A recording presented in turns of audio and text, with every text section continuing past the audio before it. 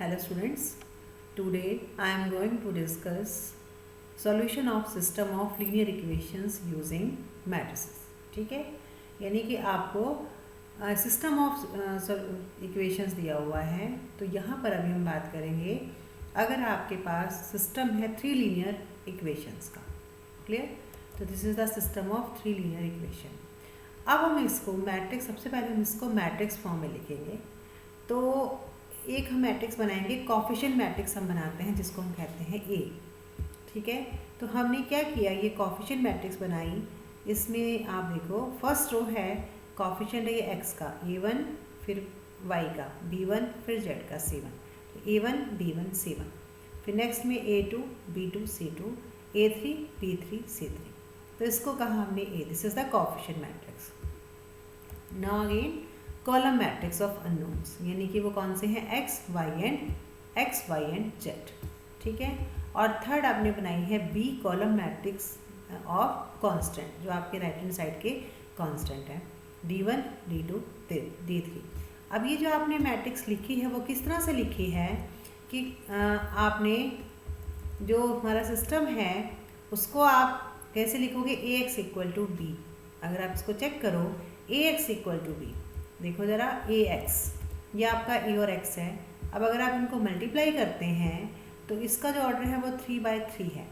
तो जो x है उसको मल्टीप्लाई करने के बाद अगर हम मल्टीप्लाई करते हैं a को x से, तो 3/3 है, उसमें जो नंबर ऑफ रोज है वो 3 होनी चाहिए, कॉलम जितने मर्जी हों। अब ये तो एक्स वाई जेड ही है, अगर आप इसको रो वाइज लिख देते हो तो इसका ऑर्डर बनेगा 1/3, तो आप इनको मल्टीप्लाई नहीं कर सकते।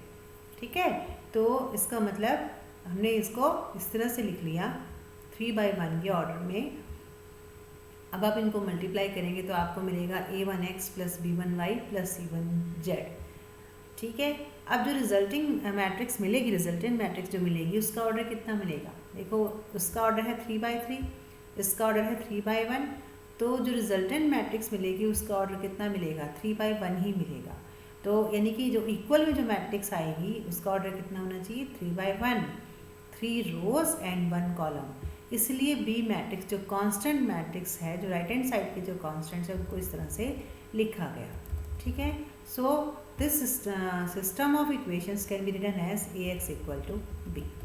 अब आपने निकालना है सॉल्यूशन इसका, यानी कि आपको x की वैल्यू चाहिए, मेन पर्पज हमारा x y z को निकालना है। तो नाउ अब हम ए को चेक करते हैं। अगर आपके पास, अगर आपको यहाँ से x चाहिए तो ये a आपका हटना चाहिए, और ये a कब हटेगा, अगर आपको a इन्वर्स मिल जाए, क्योंकि a इन्वर्स को a से मल्टीप्लाई करेंगे तो वो आइडेंटिटी बन जाएगा।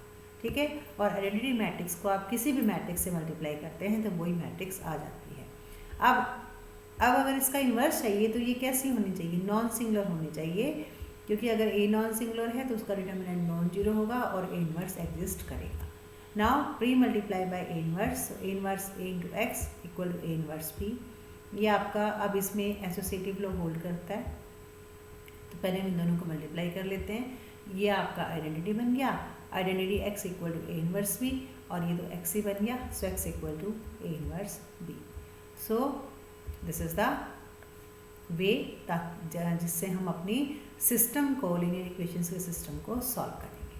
नाउ अब अगर सॉल्यूशन एग्जिस्ट करता है तो वो यूनिक होता है, तो हम इसको बाय कॉन्ट्राडिक्शन चेक करते हैं कि चलिए अगर ज़्यादा सॉल्यूशन हो जाएंगे तो क्या हो जाएगा। तो let x1 x2 be 2 solutions of ax = b। अब अगर x1 x2 इसके 2 सॉल्यूशन है तो x1 भी इसको सेटिस्फाई करेगा और x2 भी। सो ax1 = b and ax2 = b।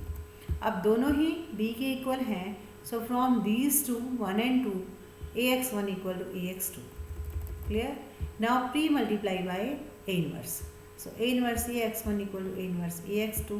a inverse से क्या बन गया, आइडेंटिटी, तो यहाँ आ गया x और i x1 बन गया, और ये a inverse a × x2, a inverse से हमारा क्या बन गया, identity, so this is i x2 and again this is equal to x2, so x1 = x2। और ये आपने लगाया यहाँ पर लॉ, कौन सा, एसोसिएटिव लॉ।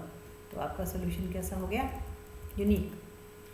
आपने 2 सॉल्यूशन माने थे लेकिन दोनों एक ही हैं। क्लियर?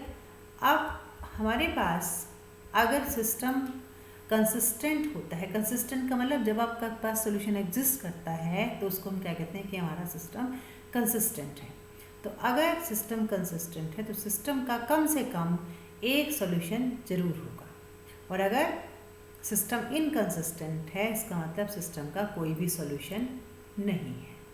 ठीक है, आपने ध्यान रखना है, अगर सिस्टम का कोई भी सॉल्यूशन नहीं है तो वो इनकंसिस्टेंट है, और अगर सॉल्यूशन का एक या एक से ज़्यादा सॉल्यूशन एग्जिस्ट कर रहे हैं तो वो सिस्टम कैसा है, consistent. Now let us solve the questions. अभी फर्स्ट क्वेश्चन है, इसको सॉल्व करना है आपने। Now the given system of equation can be written as in the form Ax equal to B, where what is A? A is the coefficient matrix 5 minus 7, 7 minus 5, X column matrix XY, ये कौन सी है, column matrix of unknowns, and B equal to column matrix of constant 2 3। ठीक है, working वे हमने अभी discuss किया है। Let us check for determinant of A। तो इसका जो डिटर्मिनेंट आया वो कितना आया आपका 24, this is not equal to 0। तो A कैसा हो गया, नॉन सिंगुलर हो गया। इसका मतलब इस सिस्टम का अगर ए नॉन सिंगुलर है मतलब सिस्टम का यूनिक सॉल्यूशन एग्जिस्ट करेगा, and that is given by x equal to a inverse b। Clear, यानी कि आपके पास x भी है b भी है, आपको क्या निकालना है, a इनवर्स। a इनवर्स निकालने के लिए आपको a मैट्रिक्स जो है उसके कोफैक्टर्स निकालने पड़ेंगे, यानी कि a11 capital A11 A12 A21 A22। A11 क्या हो जाएगा आपका -5, A12 कितना बनेगा A12 आपका क्या बनेगा, आपका यहाँ पर A12 1, ये आपने फर्स्ट रो और सेकंड कॉलम को छोड़ना है, तो 7 with multiply by -1 raise to the power 1 + 2 यानी कि -7। A21 तो 21 होगा -7 multiply by -1 raise to the power 2 + 1 यानी कि माइनस यानी कि +7, एंड 822 = 5। तो ये आपने निकाल लिए, हमने निकाले हैं कोफैक्टर्स। अब एडजॉइंट निकालेंगे। एडजॉइंट के लिए हम हर एलिमेंट को उसके कोफैक्टर से रिप्लेस करके उसका ले लेंगे ट्रांसपोज, तो दिस इज द एडजॉइंट। और आपने क्या निकालना है, ए इनवर्स। तो यहाँ पर आप ये एडजॉइंट ऑफ ए लिखा हुआ है, this is not adjoint of A, this is A and this is our A inverse। ठीक है, तो ये आपका हो गया A इनवर्स। तो यहाँ पर आप A inverse equal to adjoint of A upon determinant of A। तो ये हमने निकाल लिया, ये आपका डिटर्मिनेंट है और ये आपका है यहाँ पर A मैट्रिक्स का है एडजॉइंट। तो now x equal to A inverse b, A inverse into B. तो ए इनवर्स को हमने b से मल्टीप्लाई कर लिया, -5 × 2 + 7 × 3 -7 × 2 + 5 × 3, और उसके बाद उसको हर एलिमेंट को 24 से डिवाइड कर देंगे, और ये आपकी x मैट्रिक्स थी। So x equal to 11/24, y equal to 1/24। This is the solution. अब हम ये आपके पास एक 3 ऑर्डर 3 है यहाँ पर। अभी हमने ऊपर जो की थी उसमें आपके पास 2 ही इक्वेशंस थी, अब यहाँ पर कितनी है 3। अगेन हम इसको कैसे लिखेंगे, Ax इक्वल टू b की फॉर्म में। जो A है वो कोफिशिएंट मैट्रिक्स हो गई 1 1 1 1 -1 1 2 1 -1, x हो गया XYZ और B हो गया 6 2 1। तो सबसे पहले हम डिटर्मिनेंट निकालेंगे। एक्सपेंड किया हमने फर्स्ट रो से, तो जब हमने एक्सपेंड किया तो ये वैल्यू आई है आपकी 6, नॉन ज़ीरो है, तो इसका मतलब A कैसी होगी, नॉन सिंगुलर होगी, मतलब सिस्टम का यूनिक सॉल्यूशन एग्जिस्ट कर जाएगा। ठीक है, अब जो x equal to A inverse B. अब हम निकालेंगे A मैट्रिक्स में हर एलिमेंट का कोफैक्टर्स। तो ये हमारे हर एलिमेंट के हमने निकाल लिए कोफैक्टर्स।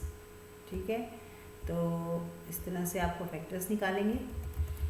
उसके बाद एडजॉइंट के लिए आप हर एलिमेंट को उसके कोफैक्टर से रिप्लेस करके उसका ले लेंगे ट्रांसपोज। ठीक है, so A inverse equal to 1 upon determinant of A into adjoint of A. तो 1 upon determinant of A into adjoint of A. So x equal to A inverse B, this is our A inverse, this is our B. तो हमने ये multiply कर लिया पहले इन दोनों को, उसके बाद हमने 6 से डिवाइड कर दिया। तो ये आ गया आपका डिवाइड करने के बाद 1, 2 and 3। So x equal to 1, y equal to 2, z equal to 3। Next है, ये आपको इक्वेशन दे रखी है। अब इसमें बेटर है कि हम थोड़ा सा इसको थोड़ा सा ईजियर वे में लिख लेते हैं। Let 1/x equal to u, 1/y equal to v and 1/z equal to w। ये केवल इसलिए किया है ताकि थोड़ा सा आपको आसान लगे करना, बाद में हम इसकी वैल्यूज़ को चेंज कर देंगे। तो ये इक्वेशन क्या बनेगी, 2u minus 3v plus 3w equal to 10, u plus v plus w equal to 10, 3u minus v plus 2w equal to 13। ठीक है, फ़र्क क्या है, केवल आपके पास मैंने क्या कहा कि इसको x की बजाय x1 बोल दिया, और x1 मैट्रिक्स के अंदर कौन से नोन आ गए, u, v एंड w। बाकी a वही कोएफिशिएंट है, b आपकी राइट हैंड साइड की कांस्टेंट मैट्रिक्स है, and this is our x1। बिल्कुल सेम वे में आपने डिटर्मिनेंट निकाला, हमने डिटर्मिनेंट निकाला तो वो नॉन जीरो आया, मतलब नॉन सिंगुलर है, इन्वर्स एग्जिस्ट करेगा। हमने हर एलिमेंट के कोफैक्टर्स निकाले, कोफैक्टर निकालने के बाद एडजॉइंट निकाला, एडजॉइंट निकालने के बाद ए इन्वर्स निकाला, और ए इन्वर्स निकालने के बाद हमने x1 आपका ए इन्वर्स आपने निकाल लिया। तो आपके पास ये हम x निकाल रहे थे ना, x1 निकाल रहे थे, तो ये x1 हो गया 2, 3, 5, यानी कि u w की वैल्यू हो गई 2, 3, 5। So u equal to 2, v equal to 3 and w equal to 5। अब हमारे पास स्टार्टिंग में जो इक्वेशंस दी हुई हैं उसमें x और y था, तो u क्या है, यानी कि अब आंसर भी x और y में ही देंगे। सो u क्या है, 1/x, so 1/x equal to 2, 1/y equal to 3, 1/z equal to 5। So x equal to 1/2, y equal to 1/3 and z equal to 1/y equal to 1/3 and z equal to 1/5। तो इस तरह से हम जो हमारे सिस्टम होता है लीनियर इक्वेशंस का, उसको हम अपने मैट्रिक्स मेथड से सॉल्व करते हैं। तो आप बाकी जितनी भी प्रॉब्लम्स हैं इससे रिलेटेड वो आप कर सकते हैं।